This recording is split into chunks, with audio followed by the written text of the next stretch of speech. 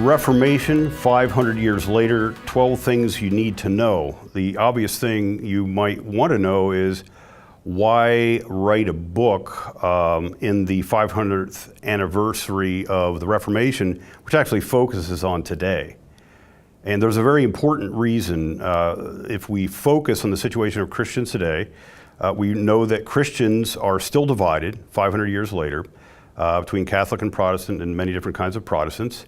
And one of the things that, oddly enough, unites us is that we have two common enemies. Over the last 2 centuries, there have been more martyrs, more Christian martyrs than all the other centuries combined.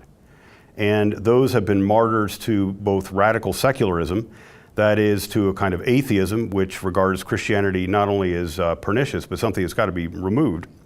And so you have all the communist purges of the last century, but we still have them in this century. But you also have radical Islam. And so many of the martyrdoms in this century have been occurring through radical Islam. And we have something like 100,000 Christian martyrs a year now. So one way to look at the Reformation is how is it related to our situation today where Christians are divided, but they are under common attack. And one of the interesting things about that is that it's undoing the Reformation, we might say. The Reformation is coming to a close because Christians of all kind, Catholic, Protestant, various kinds of Protestants, all are being driven together because we have this common attack by both secularism and Islam. And I use what appeals to me as an interesting image from J.R.R. Tolkien, especially the movies where the dwarves and the elves are in the castle and they're being attacked by the orcs. Well, that's the situation now. I don't want to say who are the elves and who are the dwarves, but Catholics and Protestants have been driven together in our common cultural battles against radical secularism and in regard to the difficulties we face with radical Islam. Now, the interesting thing about that, and I spend some time, significant time on that in the book, is these two forces were around 500 years ago and before that. And they're very important for our understanding of the Reformation.